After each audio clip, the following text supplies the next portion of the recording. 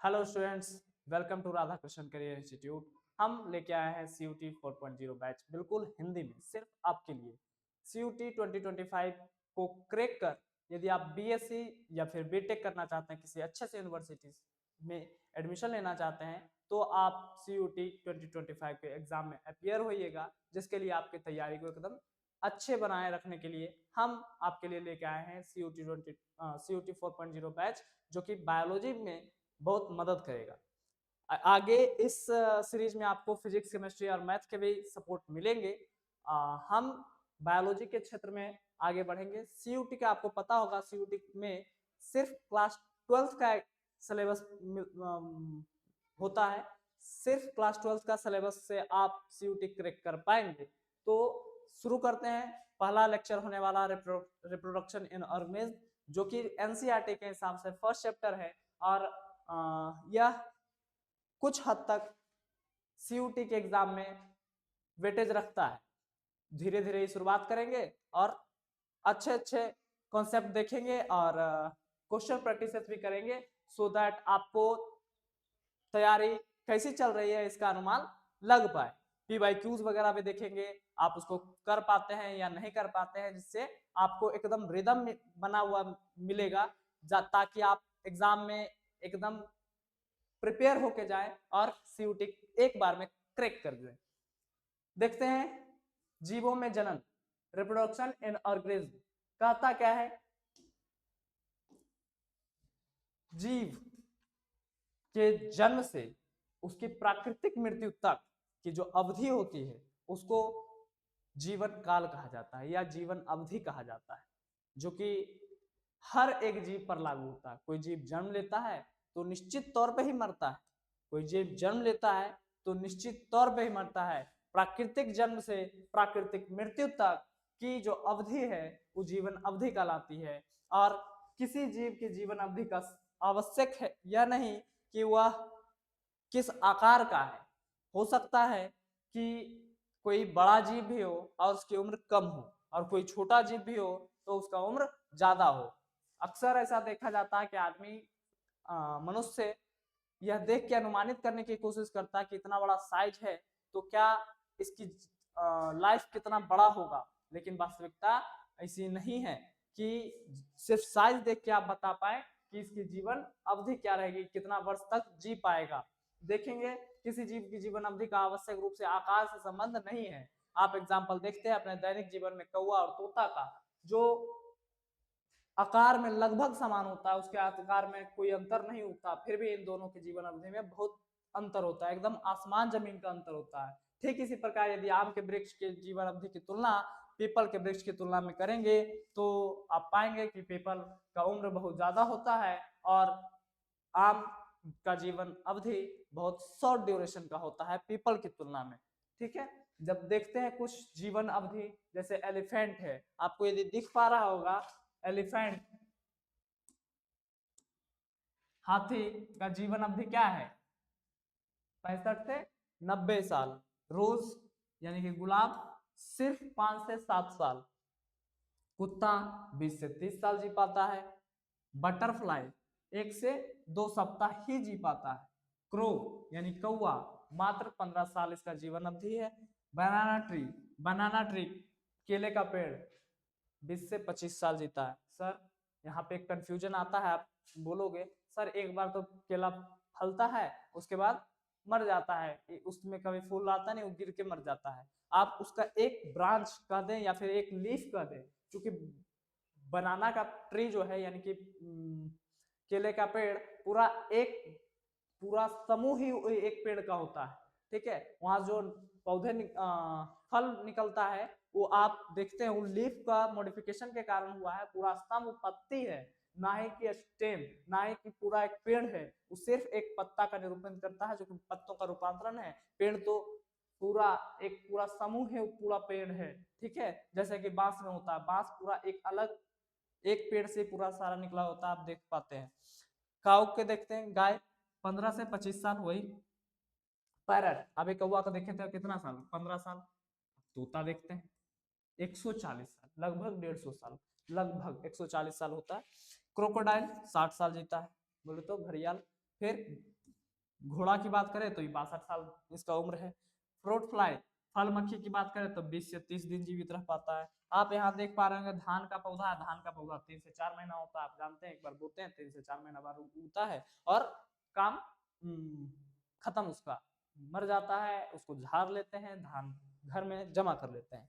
टोटवाइज 100 से 150 साल, टोटवाइज कछुआ बहुत साल जीता है, आपको पता ही है। देखो कछुआ कितना छोटा है, हाथी कितना बड़ा है, कछुआ 150 साल जी रहा है, हाथी कम साल जी रहा है, ऑब्वियसली 65 से 90 साल जीता है।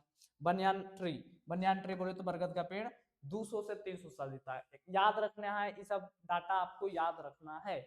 हाथी कितना साल जीता है, गुलाब का पौधा कितना साल जीता है, केला कितना साल जीता है, गाय, तितली, तोता, कौआ, फल मक्खी, बरगद, पीपल, हाँ पीपल, पीपल का पेड़ जो है 1000 साल का होता है। पीपल का उम्र थाउजेंड्स ऑफ ईयर होता है। पीपल 1000 साल जीता है, ठीक है। तो बढ़ते हैं आगे। इस जीवन अवधि देख लिए, सबसे सामान्य चीज है, कोई जीव को जनन करने के लिए कुछ ड्यूरेशन तो चाहिए, तो ड्यूरेशन में ही एक आ गया अवधि जो कि जीवन अवधि के तौर पे है, जो कि जन्म से लेकर प्राकृतिक मृत्यु तक की अवधि है। तो दिक्कत क्लियर। अब चलते हैं हम अपने अगले टॉपिक की ओर।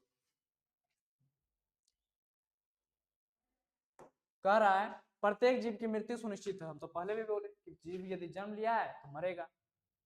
दूसरे शब्दों में कहें तो एक कोशिकीय जीव को छोड़कर सभी कोई अमर नहीं है। अब यहाँ पे चीज आया, एक कोशिकीय जीव अमर होते हैं, एक कोशिकीय जीव अमर होते हैं। एक कोशिकीय जीव में कौन कौन आएगा, एक कोशिकीय जीव में कौन कौन आता है, जरा देख लेंगे। एक कोशिकीय जीव जो होते हैं, एक कोशिकीय जीव जो होते हैं उसमें आता है मोनेरन्स, प्रोटिस्टा, ये सब मोनेरा प्रोटिस्टा बोले तो बैक्टीरिया मोनेरा ग्रुप से आता है। मोनेरा में कौन आता है, बैक्टीरिया। प्रोटिस्टा में आपका अपंकवक आ गया, स्लाइमोल्ड जिसको बोलते हैं, कवक नहीं अपंकवक। प्रोटोजोआ आ गया, डायनोफ्लेजिलेट्स आ गया, क्राइसोफाइट्स आ गया, आपको तो पता ही होगा। प्रोटिस्टा है, प्रोटोजोआ है, पैरामीशियम है, ये सब यूग्लिना किसमें आता है, प्रोटिस्टा में। ये दोनों एक कोशिकीय होते हैं। मोनेरा को प्रोकैरियोट बोलता है, प्रोकैरियोट एक कोशिकीय है, और प्रोटिस्टा यूकैरियोट एक कोशिकीय है। तो दिक्कत याद रखिएगा, यूकैरियोट और प्रोकैरियोट। एक कोशिकीय प्रोकैरियोट है तो मोनेरा है, एक कोशिकीय यूकैरियोट है तो वो प्रोटिस्टा है। तो दिक्कत एक और एक कोशिकीय जीव होता है जो कि मोनेरा और प्रोटिस्टा से बाहर है, लेकिन फिर भी एक कोशिकीय ईस्ट जानते होंगे, खमीर जिसको बोलते हैं, खमीर हिंदी में खमीर बोलते हैं, ईस्ट, ठीक है। आगे बढ़ते हैं। जीव में जन्म के एक जीव विज्ञानीय प्रक्रम है, ये भी चीज ध्यान रखिएगा। जीवों में जन्म कैसा प्रक्रिया है, जीव विज्ञानी बायोलॉजिकल प्रोसेस है, जिसमें एक जीव अपने समान एक छोटे से जीव को जन्म देती है। संतति में वृद्धि होते ही उनमें परिपक्वता आती है, इसके बाद वो नई संतति को जन्म देती है। शुरुआत की जन्म लिया, जन्म के बाद वो परिपक्व होगा, अब परिपक्व होने के बाद ही नई संतति का निर्माण करेगा। तो दिक्कत, नई संतति का निर्माण करने के लिए उसको परिपक्व होना जरूरी है। मतलब जन्म लिया, नया जीव नहीं बना देगा, कुछ समय ड्यूरेशन के बाद ही नया जीव की होगा। इस प्रकार जन्म, वृद्धि तथा मृत्यु का चक्र चलता रहता है। तो जन्म, वृद्धि और मृत्यु का चक्र ही जनन है। जन्म, वृद्धि और मृत्यु का चक्र ही क्या है, जनन ही कह सकते हैं। जन्म प्रजाति में एक पीढ़ी से दूसरी पीढ़ी में निरंतरता बनाए रखने के लिए किया जाता है। जन्म किस लिए किया जाता है, एक पीढ़ी से दूसरी पीढ़ी बनाए निरंतर बने रहे, ताकि कोई स्पीसीज अर्थ पर से एक्सटिंक्ट ना हो, खत्म ना हो जाए, उसकी स्थायित्व बने रहे, इसीलिए किया जाता है जनन। चलिए देखते हैं आगे। जीव किस प्रकार से जनन करते हैं, यह बात, जीव जो जनन करते हैं यह बात निर्भर करती है वास स्थान जहां वो रहते हैं, उनके आंतरिक शरीर क्रिया विज्ञान और कई और भी अन्य कारक हैं जिसको सामूहिक तौर पे देखा जाएगा, ठीक है। जहां वो रहते हैं वो किस तरह इफेक्ट करेगा, मतलब इफेक्ट करता है, किस तरह करेगा नहीं, जहां रहते हैं रहन सहन पर भी इफेक्ट होता है। आप किस तरह से आंतरिक क्रिया, आपकी शारीरिक संरचना और आंतरिक क्रिया कैसे आप किसी चीज के प्रति इंटरनल ऑर्गन्स वगैरह किस तरह से काम करते हैं, आपका हार्मोन किस तरह से कार्य करता है, और भी अदर फैक्टर है जो कि पर्यावरणीय कारक हो सकते हैं। नेक्स्ट है जनन, जो मेन टॉपिक हमारा तो यही है, जनन। जनन यानी रिप्रोडक्शन, रिप्रोडक्शन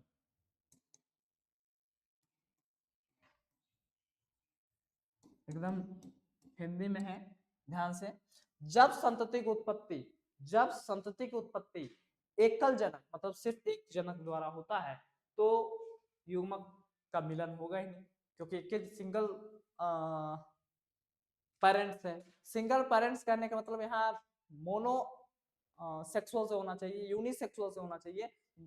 एक ऐसा शरीर जिसमें एक ही लिंग उपस्थित हो तो उसको हम मानेंगे एकल जनक। अब दोनों एकल जनक हो भी सकता है, कोई दुलिंगी जीव हो जाए तो वो तो गड़बड़ है ना।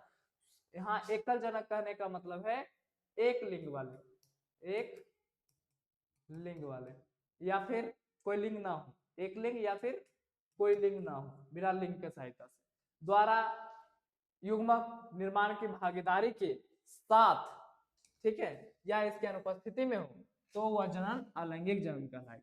कैसा जनन कहलाएगा? अलैंगिक जनन। यदि युग्मक बना लेकिन निषेचन युग्मक संलयन नहीं हुआ तो भी अलैंगिक जनन, और यदि युग्मक बना ही नहीं और नया संतति का निर्माण हुआ तो भी अलैंगिक जनन। वहीं जब दो जनक विपरीत लिंग वाले हो, दो जनक विपरीत लिंग वाले हो, या फिर एकल जीव ही दोनों एक ही शरीर में दो लिंग हो तो जनन की प्रक्रिया में भाग लेंगे। यदि वैसे तो नर और मादा युग्मक आपस में संलयित होंगे, बनेंगे और संलयित होंगे तो यह जनन क्या होगा? लैंगिक जनन। ध्यान रखें, लैंगिक जनन होने के लिए युग्मक का बनना और उसका संलयन होना जरूरी है। युग्मक बना और संलयित नहीं हुआ तो लैंगिक जनन नहीं माना जाएगा, कोई दिक्कत नहीं। लैंगिक जनन कर सकते हैं एकल लिंग वाले जीव? नहीं। एकल लिंग वाले जीव जनन एकल लिंग वाले जीव मतलब एक लिंग है और नए संतति का निर्माण कर दे रहा बिना विपरीत लिंग की सहायता से तो वह अलैंगिक जनन होगा, मतलब युग्मक का निर्माण हुआ और संलयन नहीं हुआ। अच्छा, कोई ऐसा शरीर है, शरीर का है जिसमें दोनों प्रकार के लिंग है, जैसे कि केचुआ, ठीक है, ऐसे तो केचुआ है लेकिन उसको पार्टनर की जरूरत पड़ती है, लेकिन वैसा ही कोई और शरीर है जिसको पार्टनर की जरूरत नहीं पड़ती, कहने का मतलब वो नए संतति का अकेले ही निर्माण कर सकता है और युग्मक का संलयन करवा सकता है तो लैंगिक जनन होगा। जनन कितने प्रकार के तो देख ही लिया आप, जनन है दो प्रकार के, लैंगिक और अलैंगिक। हम लोग बढ़ते हैं आगे अलैंगिक जनन को देखते हुए, हम लोग बढ़ते हैं आगे अलैंगिक जनन को देखते हुए। आ गया अलैंगिक जनन। इस विधि में एकल जीव संतति उत्पन्न करने की क्षमता रखते हैं। इस विधि में एकल जीव संतति उत्पन्न करने की क्षमता रखते हैं। इसके परिणाम स्वरूप जो संतति उत्पन्न होती है वह केवल एक दूसरे के समरूप ही नहीं बल्कि अपने जनक के एकदम समान होते हैं। मतलब जो जीव संतति जन्म लिया वह भी आपस में समान होगा और अपने माता पिता के जैसा ही दिखेगा। माता पिता सिर्फ माता या सिर्फ पिता, क्योंकि एकल जीव से जन्म लिया, ठीक है। आकार की या आनुवंशिक रूप से एक समान जीवों के लिए क्लोन शब्द का प्रयोग किया जाता है। जो आकारिकी रूप और आनुवंशिक रूप से मतलब मॉर्फोलॉजिकली और जेनेटिकली दोनों सेम टू सेम दिखे, सेम रहे तो इसे जीव को क्या कहते हैं? क्लोन। तो यहाँ से एक चीज और आया कि अभी तो देखें कि अलैंगिक जनन से उत्पन्न संतति कैसे होते हैं? आकार के और आनुवंशिक रूप से सेम, और उसको क्लोन कहते हैं। मतलब कि हम समझ जाएंगे कि अलैंगिक जनन से जन्मे हुए जीव को क्या कहेंगे? क्लोन कहेंगे। क्या कहेंगे? क्लोन, जो अपने माता पिता के एकदम समान होता है।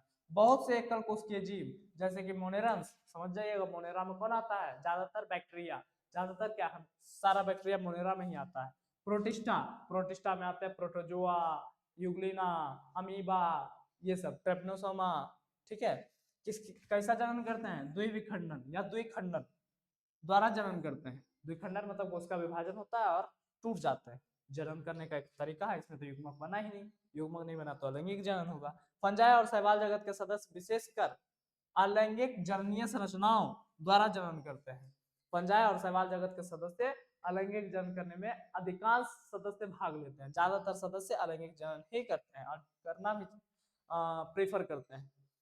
अलैंगिक जनन करने के लिए उनमें चल बीजाणु बनते हैं जिसको जूओस्पोर्स कहते हैं, ठीक है। फंजाई और शैवाल में कुछ कुछ है, जैसे कि कोनिडिया बना पेनिसिलियम में, पेनिसिलियम में किसके द्वारा होगा जनन, कोनिडिया निर्माण करेगा। हाइड्रा में कलिका निर्माण होगा, बडिंग, बड, ठीक है। स्पंज में मुकुलक बनेगा, मुकुलक, मुकुलक, ध्यान रखेगा। हाइड्रा में बडिंग होता है, हाइड्रा में क्या होता है, बडिंग, यानी कलिका निर्माण हो रहा है, और कलिका निर्माण के प्रोसेस को कहते हैं मुकुलन होना, क्या होना, मुकुलन। और स्पंज में जेम्यूल निर्माण होता है जिसको कहते हैं मुकुलक, जेम्यूल का हिंदी क्या होता है, मुकुलक। तो आप कंफ्यूज नहीं होइएगा, हाइड्रा में मुकुलन होता है, क्या होता है, मुकुलन, और ये जेम्यूल में बन रहा है क्या, मुकुलक, ठीक है। अन्य सामान्य अलैंगिक जनन संरचनाएं हैं, ये सब संरचना आपको याद रखना पड़ेगा कि चल बीजाणु किसमें यानी जूओस्पोर्स के द्वारा किसमें हो रहा है, पेनिसिलियम में कोनिडिया द्वारा हो रहा है। आप देखेंगे कि हाइड्रा जो है कलिका का निर्माण कर रहा है, स्पंज जो है जेम्यूल का निर्माण यानी मुकुलक का निर्माण कर रहा है, उससे ही जनन कर रहा है। तो ये सब अलैंगिक जनन संरचनाएं हैं, अलैंगिक जनन संरचनाएं हैं, ठीक है। आगे बढ़ते हैं, यहाँ भी कुछ संरचनाएं जो कि पौधों के बारे में दिया गया, कुछ पौधे हैं। आलू, क्या है, आलू, आलू में किस चीज से जनन होता है, आलू का संरचना क्या है, आंख, आलू में किस चीज से जनन होता है, आंख, ठीक है, ट्यूबर। ये अदरक है, क्या है, अदरक, अदरक में क्या होता है, अदरक में प्रकंद होता है, क्या होता है, प्रकंद, क्या होता है भैया, प्रकंद, प्रकंद द्वारा, ठीक है। फिर अगैब है, अगैब में बुलबिल द्वारा, बुलबिल, अगैब, अगैब में किसके द्वारा, बुलबिल द्वारा। ये आपका है पत्थर चट्टा जिसको आप कहते हैं ब्रायोफिलम, ठीक है। अजूबा भी बोलता है इसको, क्या बोलता है, अजूबा, अजूबा में अपस्थानिक कलिका या पर्ण कलिका बोलते हैं। फिर ये आपका हो गया जलकुंभी, जलकुंभी में ऑफसेट यानी कि भूअस्तारिका, जलकुंभी में किसके द्वारा जनन होता है, हाँ, जलकुंभी, कुंभी, जलकुंभी में भूअस्तारिका द्वारा जनन होता है। ये सब संरचना आपको याद रखना पड़ेगा, क्योंकि मैच द फॉलोइंग करके पूछ लेता है या फिर सिर्फ पर्टिकुलरली पूछ लेता है। अच्छा, हर एक चित्र पर ध्यान दीजिएगा कौन से संरचना में कौन क्या जनन कर रहा है, क्योंकि तो इंपॉर्टेंट होता है सीयूटी के दृष्टिकोण से। आगे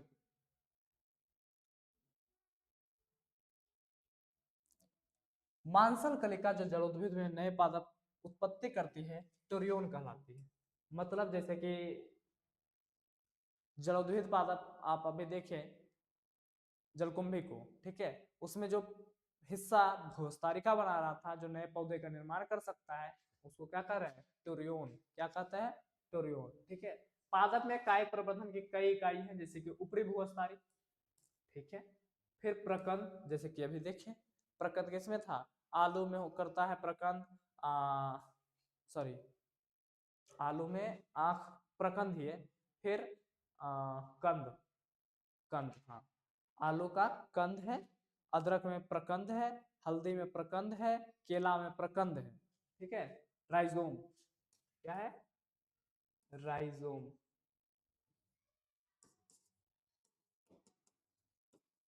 फिर शकरकंद जो कि जड़ है, बल्ब, बल्ब सल्क कंद, प्याज और लहसुन में। फिर भूअस्तारिका में जलकुंभी में देखें, सभी नई संतति को पैदा करने की सामर्थ्य रखते हैं। ये संरचनाएं कायिक प्रवर्ध यानी प्रोपिग्यूल कहलाते हैं, कायिक प्रवर्ध, वैसे अंग जो पौधे में विकसित होकर नए पौधे का निर्माण करते हैं, वैसा अंग जो पौधे के में विकसित होकर नए पौधे का निर्माण करने की क्षमता रखते हैं, क्या कहलाएगा, कायिक प्रवर्धक, ठीक है।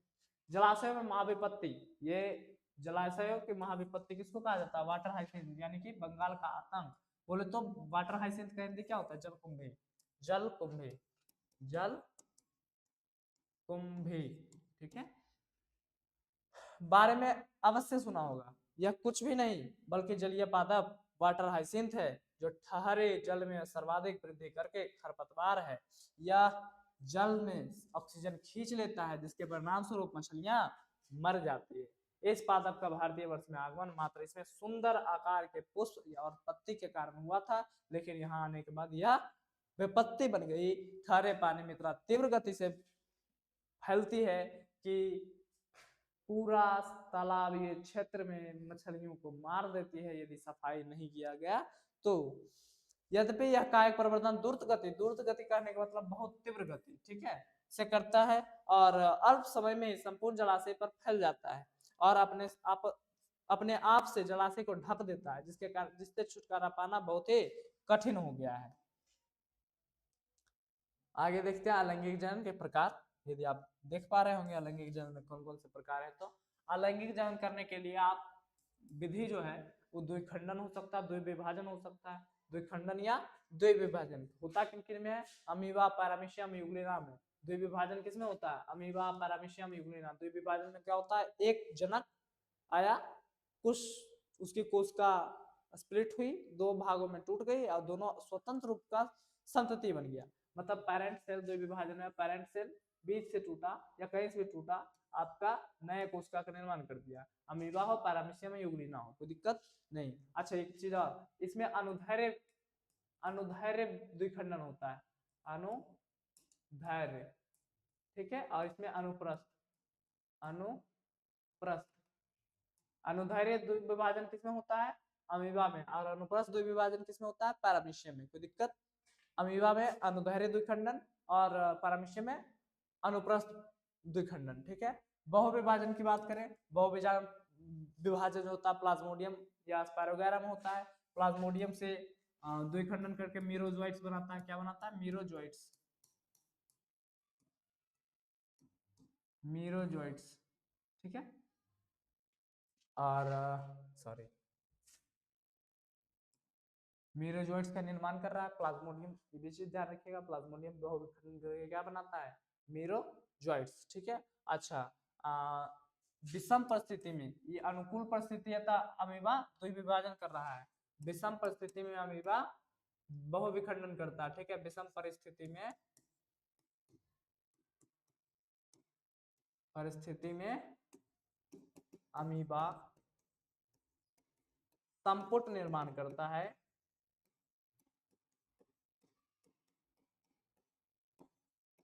बहुविखंडित हो जाता है।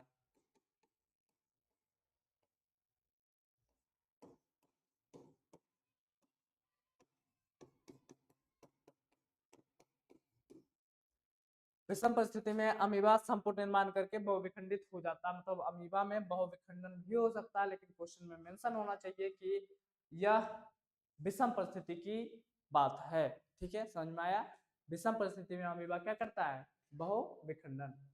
चलिए मुकुलन, मुकुलन होता है एक प्रोसेस है जिसमें हाइड्रा और ईस्ट में होता है।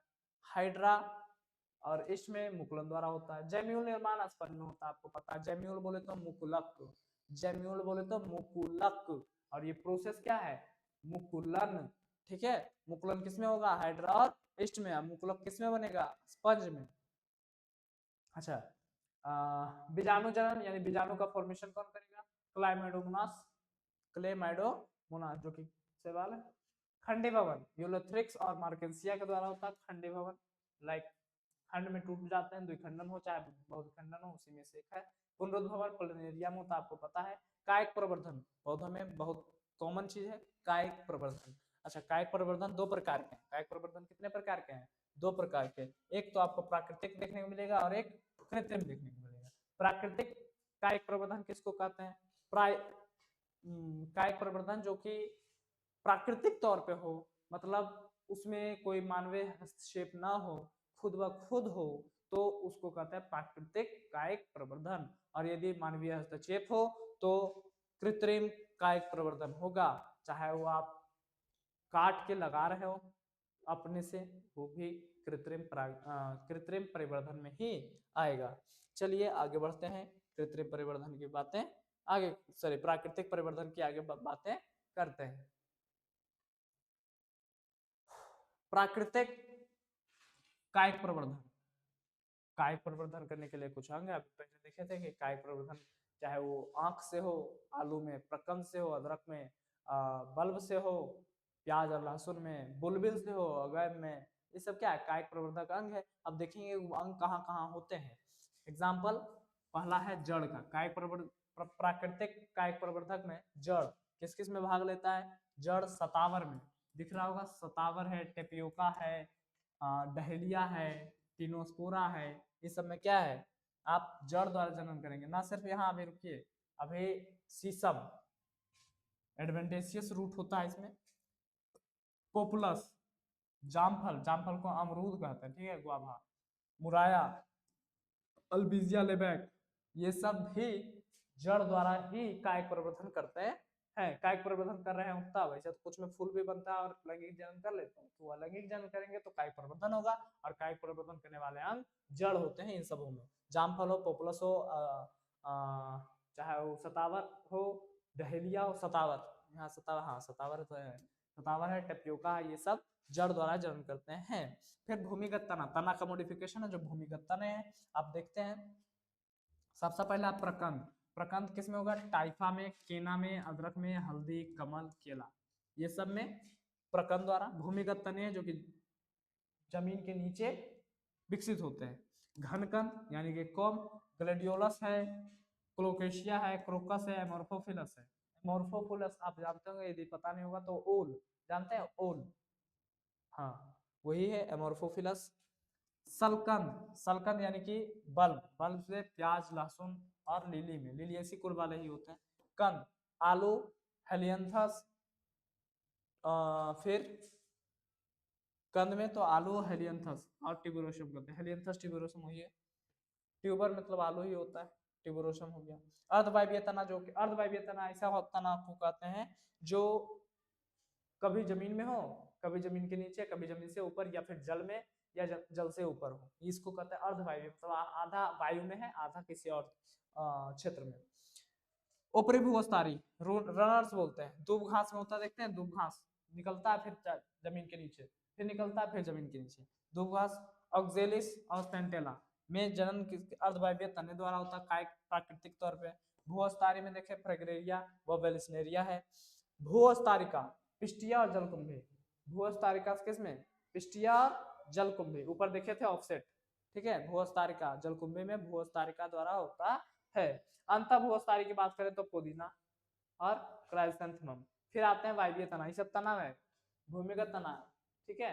आपका भूमिगत तना हो गया, चाहे अर्धवायवीय तना होगा, चाहे वायवीय तना। वायवीय तना में तो कैक्टस होगा, अपोन्सिया, कैक्टस, कैक्टस बोले तो कांटे। फिर कुछ पौधे होते हैं जो कि पत्तियों से भी जनन करते हैं, कायिक प्रवर्धन करते हैं। पत्तियां द्वारा जो होता है आपको पता ही होगा, ब्रायोफिलम एगो एग्जांपल आपको होगा, सेंटेला भी आपको पता होगा, सेंटेला तो नहीं, सेंटेला नहीं, क्या बोलते हैं, ब्रायोफिलम है, बोगोनिया, हाँ बोगोनिया, ब्रायोफिलम होगा, बोगोनिया होगा, बोगोनिया और स्टेप्टोकार्पस या फिर सेंट पॉलिया, सेंट पॉलिया, कोई दिक्कत, हाँ सेंट पॉलिया है, पत्ती में से जनन करता है, बेगोनिया हो गया, ब्रायोफिलम हो गया, चाहे स्टेप्टोकार्पस हो गया, या फिर सेंट पॉलिया हो गया, पत्ते द्वारा जनन करता है। एग्जाम्पल आप याद रखेंगे, एग्जाम्पल ही मेनली डेफिनेशन है नहीं, और सिर्फ आपको एग्जाम्पल याद रखना है क्योंकि ऑब्जेक्टिव क्वेश्चन करेक्ट करने।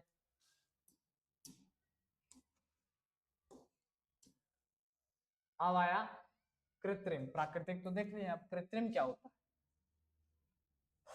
सबसे पहला है कटिंग, कलम लगाना, ठीक है। पौधे में यदि आप कलम लगा रहे हैं तो इसमें आपका हस्तक्षेप है और ये कृत्रिम कायिक जनन का भाग होगा। पादप का पृथक किया गया भाग कलम कहलाता है, जो कि प्रवर्धन में काम आता है। वैसा भाग जिसको मानव काट के निकाल के लाया है और उसको बो दिया है, उसको क्या कहेंगे, कलम। फॉर एग्जाम्पल आप एक पौधे का तना काटते हैं, आप एक पौधे का तना काटते हैं, हाथ पे काट के इसका भाग जो है ऊपर वाला आप लगा दिए, ठीक है। इसका भाग यहाँ से काट के, ऐसे काट के आप इस वाले क्षेत्र को मिट्टी में लगा दिए और नया पौधा बन गया। तो ये पौधा, इस पौधे का ये अंश है, तो कलम कायिक प्रवर्धन होगा, चूंकि सेम टू सेम है, और पौधा से विकसित हुआ कायिक प्रवर्धक होगा। टेक्निक क्या कहलाएगा? कलम। कलम में लगाने से पहले कई बार इसको हार्मोन में डुबोया जाता है ताकि जड़ प्रस्फुटित हो। जहां से हम काटे स्टेम वहां जड़ बने, इसलिए इसको IVA, IA या NAA हार्मोन में रखते हैं। ये चीज आपको याद रखना कि जड़ प्रस्फुटित हार्मोन कौन कौन है। जड़ प्रस्फुटित हार्मोन है IVA, IA और IBA, IAA और NAA। ठीक है। स्टीम कटिंग के बाद इसको कुछ समय उसमें डुबो के रखते हैं, उसके बाद भूमि में डाल देते हैं ताकि भूमि में जड़ प्रस्फुटित हो पाए और पौधा लग पाए। कलम लगाने का सबसे उपयुक्त मौसम जो है, कलम लगाने का सबसे उपयुक्त मौसम जो है आपका वर्षा ऋतु है। कलम किस किस में लगता है? गन्ना में काट के खेत में लगा दीजिए, उसका पोर लग जाता है। गुलाब आप लगाते ही हैं, गुलाब का तना काट के लाते हैं, मिट्टी में गड़ देते हैं, लग जाता है। क्रोटन, टेपियोका, चाइना रोज, गुड़हल, ठीक है, गुड़हल भी है। लेमन, टैमरिंड और सेंसवेरिया, लीफ कटिंग होता है इसमें, ठीक है। सेंसवेरिया का कौन सा भाग काटते हैं? पत्ता। और जड़, लेमन यानी कि नींबू और टैमरिंड में जड़ काट के लगा देते हैं, लग जाता है। जड़ काट के लगा देते हैं, क्या लग जाता है लेमन में और टैमरिंड में, ठीक है। हल्दी, हाँ चलिए। सेंसवेरिया में क्या काटते हैं? पत्ती। और गन्ना, गुलाब, कैरोटन, टेपियोका, चाइना रोज, इस सब में काटते हैं तना। तना काट के लगा दिए, लग जाता है। सेकेंड है सबसे यूनिक, कलम रोपण।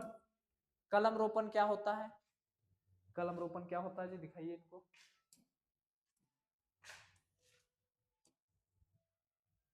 ये एक टेक्निक है जिसमें दो अलग अलग पौधे के प्रयोग कर हम एक सिंगल पौधा बनाते हैं ताकि पौधा स्वस्थ और लाभदायक हो। देखिए यहाँ पे एक स्टॉक है, क्या है? स्टॉक। ये स्टॉक जो है फ्योन वाला भाग से जुड़ेगा, ठीक है। इसको जोड़ के बांध दिया जाएगा, कुछ दिन में ये एक दूसरे को चिपक जाएगा। यहाँ एक चीज है कि इसमें कैम्बियम टिश्यू होना चाहिए, कैम्बियम टिश्यू होना चाहिए। कलम रोपण में कौन सी होना चाहिए? Cambium tissue. अच्छा उधर दिखता नहीं है ना, चलिए कोई नहीं, अब दिखेगा। स्टॉक, सियोन और कैम्बियम।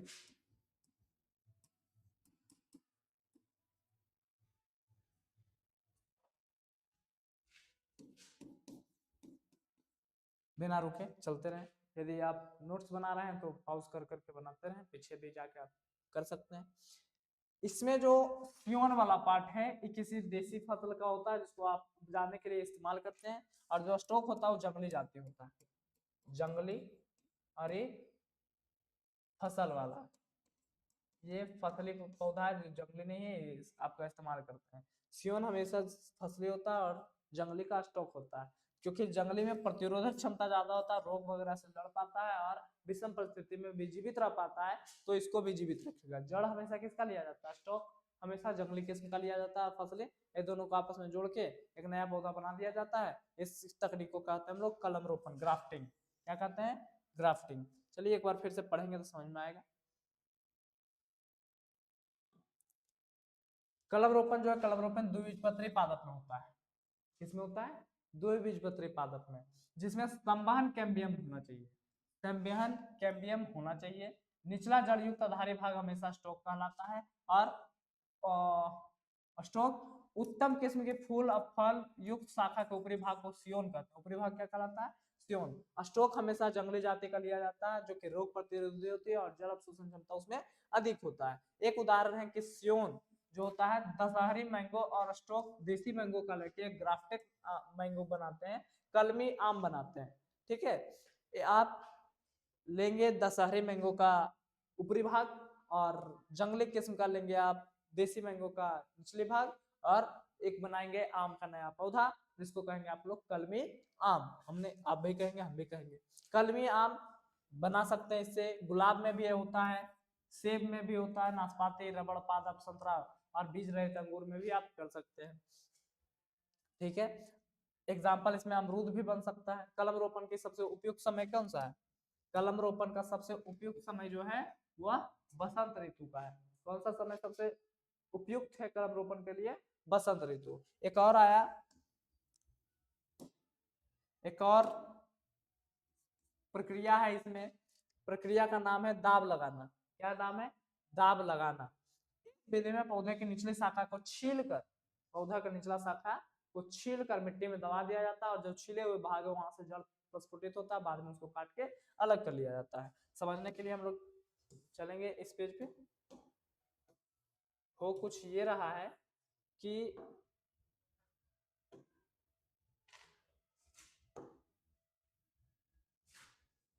पौधा है, पौधा से तना निकला,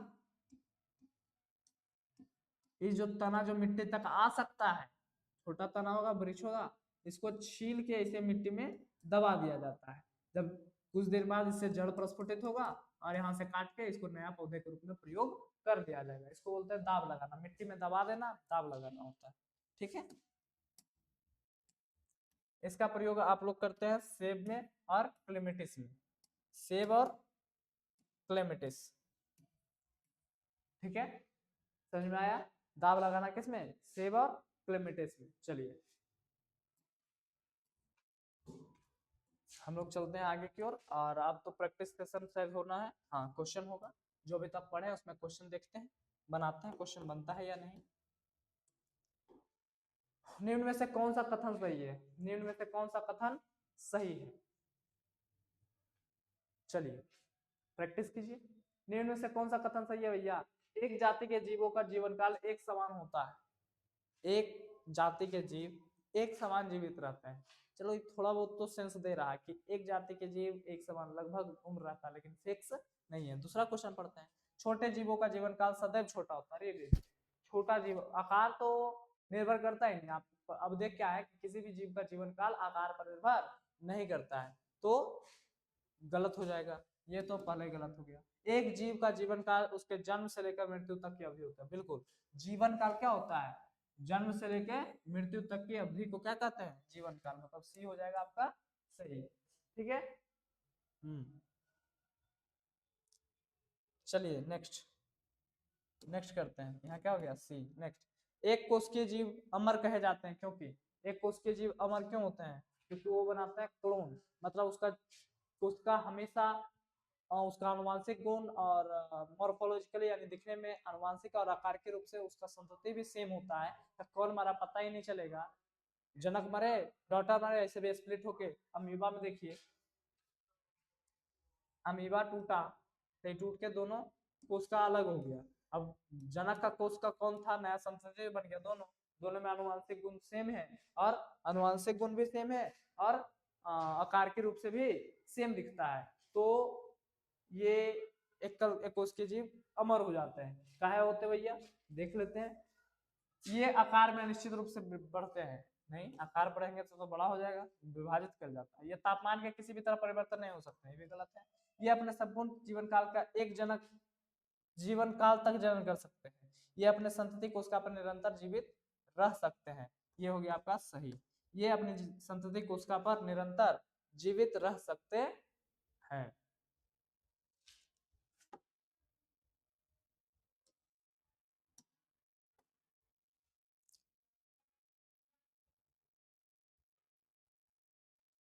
यहाँ कंपटीशन। चलिए, नीचे दिए गए जीवों में उनके जीवन काल के बढ़ते हुए क्रम में व्यवस्थित है। पहला है तोता, फिर है मगरमच्छ, फिर है कौवा। हाँ दिख तो रहा है। तोता, कौवा और मगरमच्छ को बढ़ते हुए क्रम में लिखना है। सबसे छोटी उम्र किसका है? सबसे छोटी उम्र 15 वर्ष, आपको पता होगा 15 वर्ष। चलो कौवा, 62 से 65 साल। कौन है? मगरमच्छ 60 साल, तोता 140 साल। तो पहले कौन आएगा? कौवा, मगरमच्छ, तोता। बी हो जाएगा सही।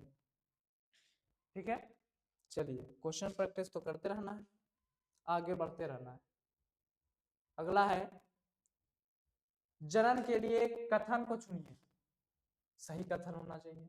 यह एक जैविक प्रक्रिया है। जनन जैविक प्रक्रिया सही है। यह जन्म, वृद्धि और मृत्यु का चक्र है। हाँ ये भी सही है। यह जाति की निरंतरता को बनाए रखता है, ये भी सही है। मतलब आंसर क्या हो जाएगा, उपरोक्त सभी। आंसर क्या हो गया, उपरोक्त सभी। चलिए नेक्स्ट है, बरगद के पादप की औसत आयु क्या होती है। बरगद के पादप का औसत आयु होता है 200 से 300 साल, 200 से 300 साल, आंसर बी। चलिए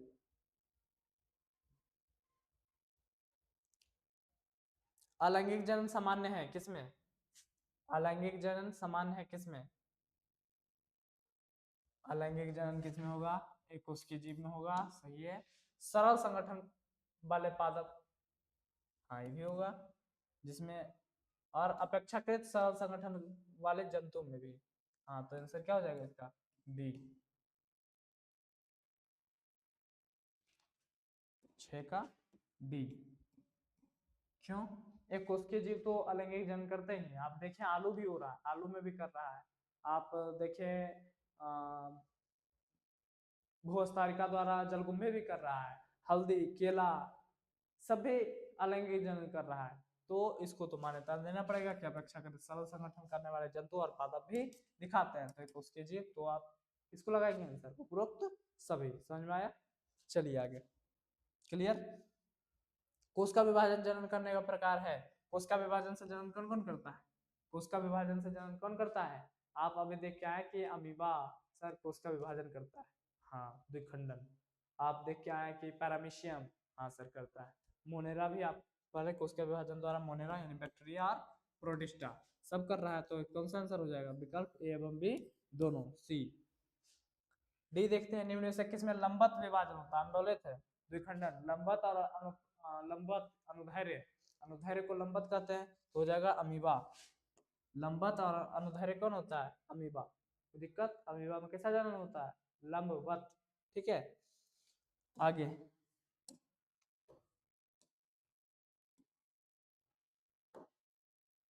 अमीबा में जनन किसके द्वारा होता है, अमीबा में जनन किसके द्वारा होता है, अभी देखिए द्विखंडन द्वारा, बाइंड्री फिजन होता है उसमें। अलैंगिक चल बीजाणु क्या होता है, अलैंगिक चल बीजाणु, अलैंगिक चल बीजाणु, अलैंगिक चल बीजाणु किसमें बनाता है, हाइड्रा तो मुकुलन द्वारा करता है तो होगा नहीं, पेनिसिलियम ना, क्लेमाइडोमोनास द्वारा, क्लेमाइडोमोनास चल बीजाणु द्वारा जन्म करता है, क्लेमाइडोमोनास बनाता है। चलो पेनिसिलियम के अलैंगिक जन्म करने वाली संरचना कौन है, कोनिडिया। पेनिसिलियम में किसके द्वारा जन्म होता है, conidia, conidia Penicillium, conidia Penicillium, conidia Penicillium, ठीक है, कोनिडिया पेनिसिलियम। आगे बढ़ते हैं,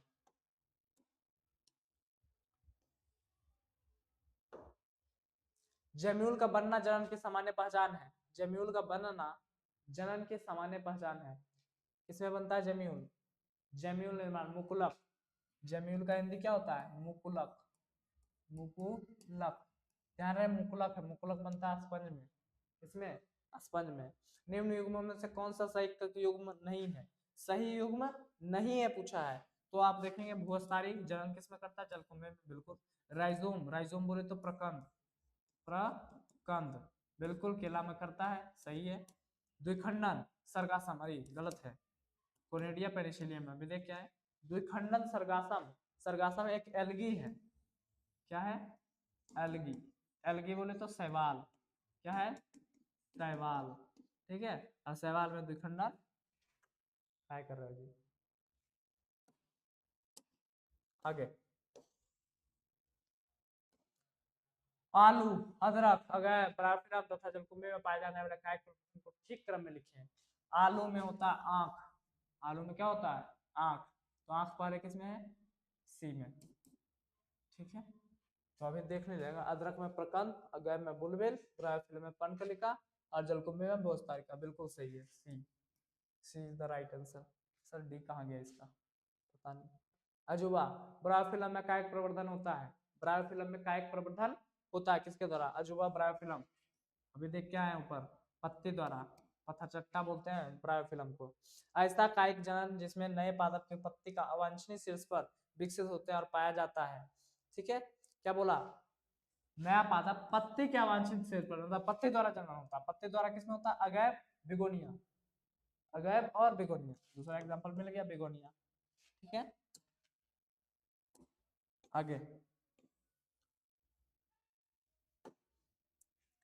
निम्न से कौन सा सही सुमेलित है, सही सुमेलित?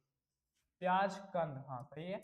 बल्ब द्वारा होता है सलकंद, लिखना चाहिए, कंद लिख दिया है, सलकंद होता है, सलकंद। नो मैटर, इंग्लिश में बल्ब है, सही है। ठीक है, अदरक में क्या होता है? प्रकंद होता है, प्रकंद। ठीक है, क्लेमाइडोमोनास में आप देखेंगे चल बीजाणु होते हैं, चल बीजाणु। और ईस्ट में होता है बडिंग, मुकुलन, मुकुलन। ठीक है, अलैंगिक चल बीजाणु दिया है, इसलिए आंसर गलत हुआ। चलिए आगे बढ़ते हैं। निम्न से कौन सा कथन सही नहीं है? सही नहीं है पूछा है। अलैंगिक जन में उत्पन्न संतति क्लोन कहलाती है, अलैंगिक जन से है, सही है। सूक्ष्मदर्शक अलैंगिक चलायमान संरचना अलैंगिक चल बीजाणु होते हैं, अलैंगिक चलायमान संरचना अलैंगिक चल बीजाणु होते हैं। ठीक है, आलू, केला और अदरक में पादप का उद्भव रूपांतरित तने के पर्व संधियों से होता है। हाँ, आलू और केला, और आलू आंख द्वारा, केला प्रकंद द्वारा। जलकुंभी एकत्रित खड़े जल में वृद्धि कर जल में ऑक्सीजन कम कर देता है, जिससे मछलियां मर जाती है। क्या पूछा? सही नहीं है, सही है, सही है। सूक्ष्मदर्शक अलैंगिक चलमान चल बीजाणु, तो आंसर क्या हो जाना चाहिए? बी। ठीक है, बोला अलैंगिक जनन से उत्पन्न संतति क्लोन कहलाती है, तो सही है। सूक्ष्मदर्शक अलैंगिक चलायमान संरचना अलैंगिक चल बीजाणु कहलाती है। ठीक है, कहा कि ये दोनों तो ऑलरेडी बिल्कुल सही है। जलकुंभी एकत्रित जल में वृद्धि कर जल में ऑक्सीजन कम कर देता है, जिससे मछलियां मर जाती है, सही है। आलू, केला और अदरक पादप का उद्भव रूपांतरित तने से होता है और पर्व संध्या होती है, बिल्कुल सही है। क्या हो गया आंसर? बी। इसमें सी, इसमें बी।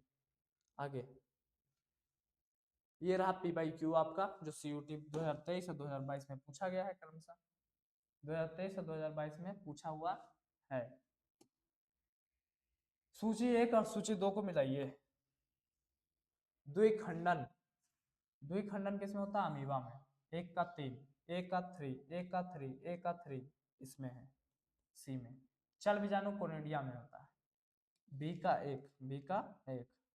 चलो, कोनिडिया निर्माण होता है पेनिसिलियम में। 3 का 2, सी का 3 जेम्यूल स्पंज में। सी इज द आंसर। सेकंड है, सेकंड क्या है? सेकंड है निम्नलिखित में किसमें विभिन्नताएं उत्पन्न नहीं होती? विभिन्नताएं उत्पन्न नहीं होती। विभिन्नताएं उत्पन्न होने के लिए क्या चाहिए? लैंगिक जनन होना चाहिए, और या फिर हाँ, विभिन्नताएं उत्पन्न होने के लिए जनन में लैंगिक तरह का होना चाहिए, पढ़ेंगे आगे।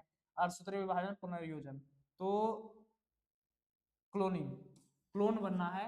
क्लोन बनता है तो अलैंगिक जन से बनता है, अलैंगिक जन से उत्पन्न संतति आनुवांशिक और आकार के रूप से एकदम समान होता है, तो विभिन्नताएं तो भी नहीं, तो आंसर क्या हो जाएगा? क्लोनिंग।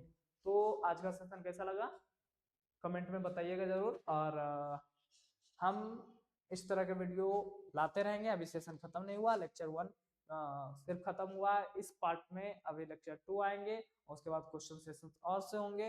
हाँ, तब खत्म होगा, मतलब 2 लेक्चर में खत्म हो जाना चाहिए ये चैप्टर। तो आज के लिए बस इतना ही। धन्यवाद, मिलते हैं अगले क्लास में। ठीक है, तब तक के लिए चैनल को शेयर कीजिए, अपने दोस्तों तक पहुंचाइए, और आगे जो CUT के लिए तैयारी करना चाहते हैं उनको बोलिए कि आके चैनल से जुड़े, और आप भी चैनल को सब्सक्राइब करके रखें। धन्यवाद।